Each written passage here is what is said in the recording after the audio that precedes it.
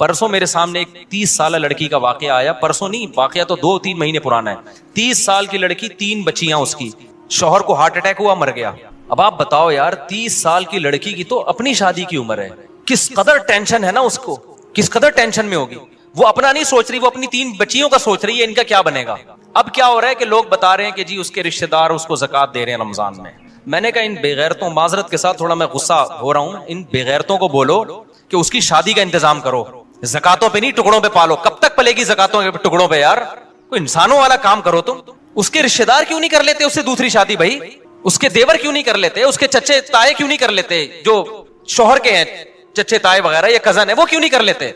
ये 3 बेटियों को अजनबी पालेगा ये अच्छा है, या उसी के चच्चा ताए पाले वो अच्छा है। नहीं आ रही मेरा ख्याल है बात समझ में। ये जो मैं इतना पागल हो जाता हूं ना 2-2 शादियों पे, मेरा दिमाग नहीं खराब है। आप सोसाइटी में जाके अजाब तो देखो, उसमें क्या गुजर रही होगी लड़की। ऐसी बेशुमार है हमारे इल्म में, 20 साल में बेवा हो गई, 22 साल में बेवा हो गई, बर्बाद हो गई जिंदगियां उनकी। वो कह रहे हैं हम अपने आप को पालें, अपने बच्चों को पालें, और सोसाइटी क्या कर रही है, वो देवर का मखत ले जाके ज़कात दे रहा है उसको। अबे तू अपनी भाभी से शादी कर ले, अपने यतीम भतीजों को पाल ले यार तू। नहीं जी, बीवी से डर रहा है, बीवी को बाप बना लिया यार तुम लोगों ने। उससे नहीं डर रहे तुम खुदा के अजाब से। मैं उससे कह रहा हूं देवर से, तू अपनी भाभी से शादी कर ले, कह रहा है मेरी बीवी मारेगी। मैंने कहा छोड़ दे उस अजाब को यार, छोड़ दे, जो रखे, जो तेरा साथ दे ठीक है, नहीं तो दफा करो यार, उसको लानत भेजो। जब तक ऐसे ढीठ नहीं बनोगे ना, सोसाइटी तब्दील बोलो नहीं होगी। मैं अगर आपके सामने लिस्टें पेश करना शुरू कर दूं ना उन लड़कियों की जो जवानी में तलाक हुई है, बेवा हुई, जो जिनाकार बनी है, वो अपनी बच्चियों को बेचने पर मजबूर हुई हैं, तो तुम खून के आंसू रोगे यहां बैठ के। एक औरत का ख्याल किया जा रहा है, मेरी वाइफ नाराज हो जाएगी, सोसाइटी जाए भाड़ में, भले तबाह हो जाए, जिना फैले सोसाइटी में। तो मुझे मैं ऐसे लोगों को जानता हूं। 90 की बात है, 90। अब मैं पूरी डिटेल नहीं बताऊंगा, वो समझ जाएंगे मेरे बारे में बात हो रही है। 90s के शुरू में केस मेरे पास आया, 2 जवान लड़कों की शादी हुई। एक की उम्र मेरा ख्याल है 20 साल होगी, एक की उम्र 21 साल। उनको लव मैरिज हुई, दोनों भाइयों की लव मैरिज हुई। लड़की की उम्र मेरा ख्याल है 17-18 साल की थी, और दोनों की ना, दोनों भाइयों को कहीं लव हुआ, तो अब्बा के 2 ही बेटे थे, उन्होंने दोनों की कर दी शादी। बड़ी अच्छी जिंदगी, दोनों भाई एक घर में रह रहे, उनकी बीवियां भी एक घर में। अब क्या हुआ है कि जी एक को कैंसर हो गया, वो मर गया। 3-4 साल के बाद ना 3-4 बेटियां हो गई, और बेटियां भी बेटे की लालच में होती हैं, वरना इतनी बेटियां आजकल कोई पैदा नहीं करता। वो 3 बेटियां हो गई लगातार, कि अब अगले साल लड़का आ जाए। वो हो गई 3 बेटियां लगातार हो गई, और लड़के की हो गई कैंसर से डेथ। 1990 से लेके ना आज तक वो लड़की ऐसे ही बैठी हुई है। उसकी उम्र कितनी थी जब वो बेवा हुई है? 20 या 21 साल। समझ रहे हो, इंतहाई खूबसूरत लड़की, 20-21 साल की। 3 अब क्या हो रहा है कि वो बेटियां पाले या वो अपने आप को पाले। सोसाइटी को उस पर तरस, बोलते क्यों नहीं भाई? नहीं यार, लोग जा रहे हैं ताजियत के लिए, अयादत के, ताजियत के लिए, बेवा हो गई, कुछ लिफाफा दे के आओ। मैं उस वक्त, मैं बच्चा था उस वक्त, मैं कह रहा था इन बेगैरतों को बोलो उस देवर से इसकी शादी करा दें जो उसी घर में रहता है। बताओ इसकी कहीं अजनबी जगह पे होगी तो सौतेली बेटियों पे कैसे इतमाद किया जाएगा? कैसे मर्दों की हवस की निगाहें आज इस जमाने में, फोश फिल्में सारी रात बैठ के देख रहे होते हैं, तो इन पे एतमाद करोगे? जवान सौतेली बेटी इसके हवाले की जाए सौतेले बाप के। कितने केसेस आ रहे हैं सौतेले बाप के उल्टे उल्टे, वो बीवी पे थोड़ी मर रहा हो तो फिर आगे उस जवान बेटी पे मर रहा होता है। गैरत तो बहुत थोड़े लोगों में रह गई है। मैंने कहा भाई इसके देवर से बोलो खुदा के लिए। मैंने लोगों से कहा जो भी ताजियत के लिए जा रहे थे, मैंने कहा अगर आप इस पर एहसान, में बच्चा था उस वक्त, मैट्रिक भी मेरा ख्याल है नहीं किया था मैंने। मैं लोगों से कह रहा था कि यार ये जो 2 भाई एक घर में रहते, तीसरा कोई भाई भी नहीं है, तो वहीं रह रही है ना, पहले से ज्वाइंट फैमिली में रह रही है, तो वो इससे भी कर ले। एक बीवी तो पहले से है, अब अपने भाई की बेवा से कर ले, बच्चियां पल जाएंगी, बच्चियों को एक नया बाप मिल जाएगा। ना ना ना ना, मौत है ये लफ्ज जबान से। उसकी पहली बीवी पे तरस आ रहा है, हाय बेचारी पे सोकन आ जाएगी। अबे मैंने कहा उस बेचारी पे सोकन से तुम्हें खतरा हो रहा है, वो थोड़े दिन में भूल जाएगी सोकन।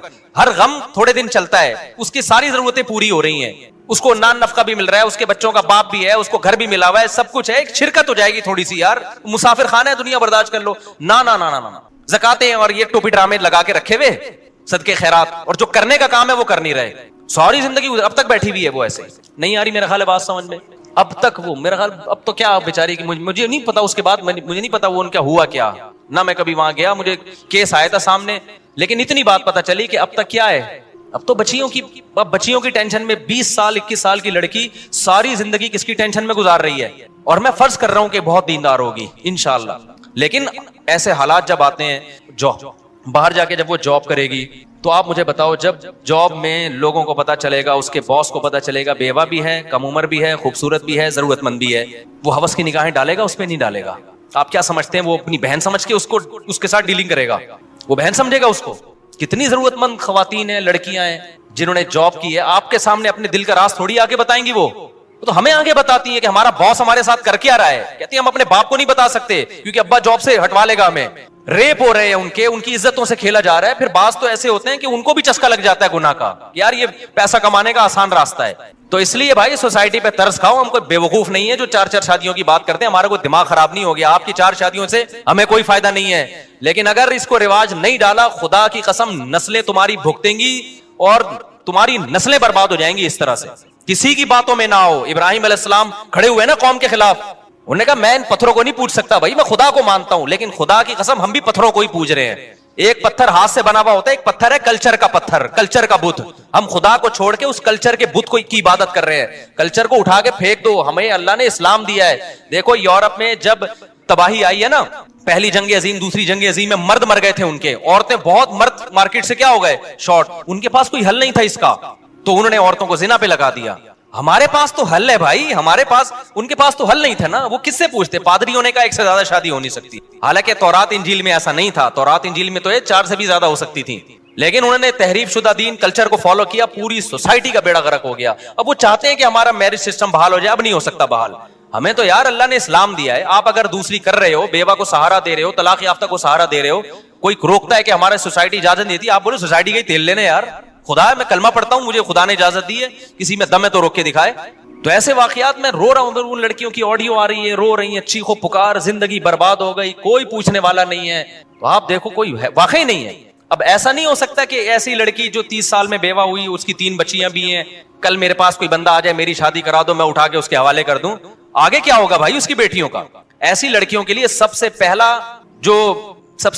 जो उनके लिए जो ऑप्शन होता है ना, वो उनके रिश्तेदारों का होता है, देवर का होता है, जेठ का होता है। सबसे पहला ऑप्शन ये होता है कि वो सहारा दें इनको। वो नहीं दे सकते, उनके कजन दें, अपने खानदान में रहे, ताकि बच्चे अपने खानदान से बाहर ना जाएं।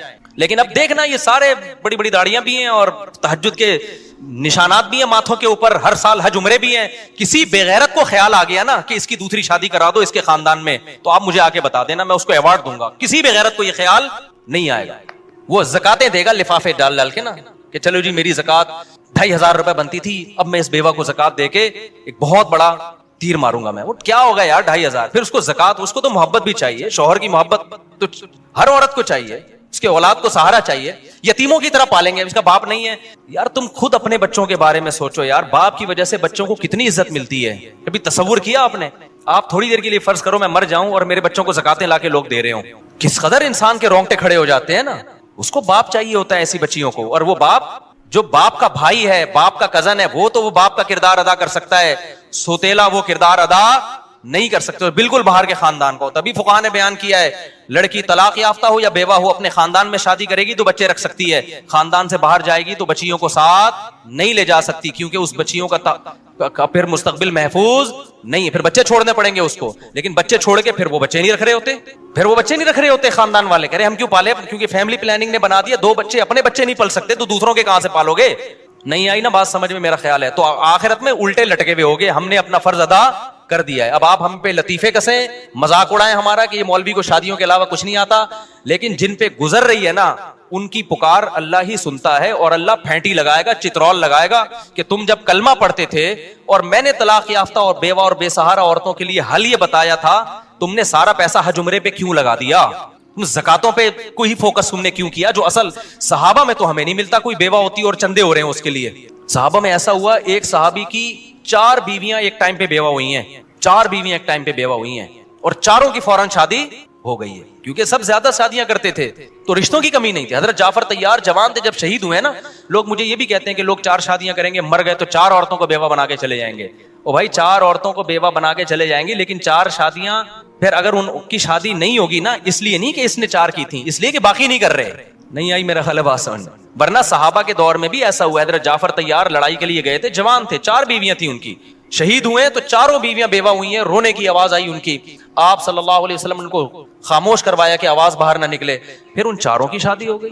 और ऐसे नहीं हुई है कि नबी ने उनके लिए रिश्ते तलाश किए हो, इश्तिहार, उस जमाने में तो कोई इश्तिहार का रिवाज नहीं था, या अनाउंसमेंट की हो। इतने रिश्ते आए हैं कि उन्होंने सेलेक्ट किया है। उनमें एक थी हजरत अस्मा, जब उनके लिए हजरत अबू बकर ने अलग पैगाम भेजा, हजरत अली ने अलग पैगाम भेजा, और भी साहबा ने भेजा, उन्होंने सेलेक्ट किया मैंने किससे करनी है।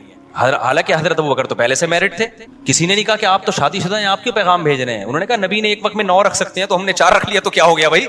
इतने रिश्ते आए हैं हजरत अस्मा के लिए। हजरत अस्मा ने हजरत अली के रिश्ते को रिजेक्ट किया कि इनकी उम्र कम है। हजरत अबू बकर के रिश्ते को कबूल किया कि ये मिचोर हैं, क्योंकि वो चाहती थी किसी मिचोर से शादी हो। हजरत अबू बकर का निकाह हो गया उनसे, जिंदगी बड़ी अच्छी। पहले हजरत अबू बकर के निकाह में पहले से भी बीवी मौजूद थी, एक और हो गई।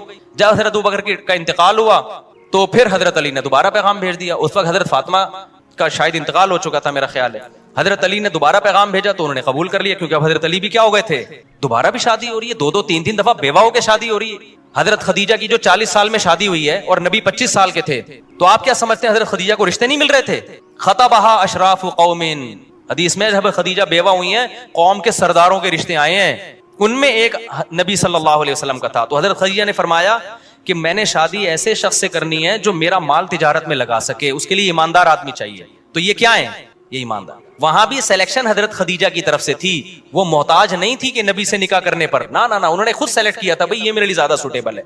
तो कोई अखबारों में इश्तिहार देने का रिवाज नहीं था, कोई बेवाओं के लिए, बेटियों के लिए भीख मांगने का रिवाज। तो बाप जो है ना अपनी कंवारी बेटियों के लिए भीख मांगते हुए नजर आते हैं कि यार इनकी कहीं कहीं इनको टिका दो कहीं, तो सोसाइटी बर्बाद होगी, जिना फैलेगा सोसाइटी में। ये बता दूं मैं आपको, इसका हल दुआओं में नहीं है, वजीफों में नहीं है, इसका हल वही है जो अल्लाह उसके रसूल ने बताया। मेरे पास हरम में एक शख्स आया कि शादी नहीं हो रही बेटी की, आप दुआ करें हरम में। मैंने कहा मैं हरम में ना जो खिलाफे काबा है ना उस पे लटक के भी दुआ करूंगा फिर भी नहीं होगी। कह रहे हैं कैसी बातें कर रहे हैं। मैंने कहा भाई आपकी हो जाएगी और किस, जब अल्लाह मियां ने मर्द रखे ही कम है जो निकाह के काबिल मर्द हैं, ग्रोथ रेशो की बात नहीं कर रहा, और औरतें ज्यादा हैं, तो उनका हल ये थोड़ी बताया कि काबा में जाके दुआ करो। उनका हल बताया मर्द ज्यादा शादियां करें। आप ज्यादा शादियां मर्दों को करवाना शुरू कर दें, फिर दुआ अगले दर्जे में क्या है, फिर दुआ है। आप रिस्क का इंतजाम तो करो ना, असबाब तो इख्तियार करो, फिर दुआ मांगो अल्लाह मुझे रिस्क नहीं मिल रहा तो तू दे।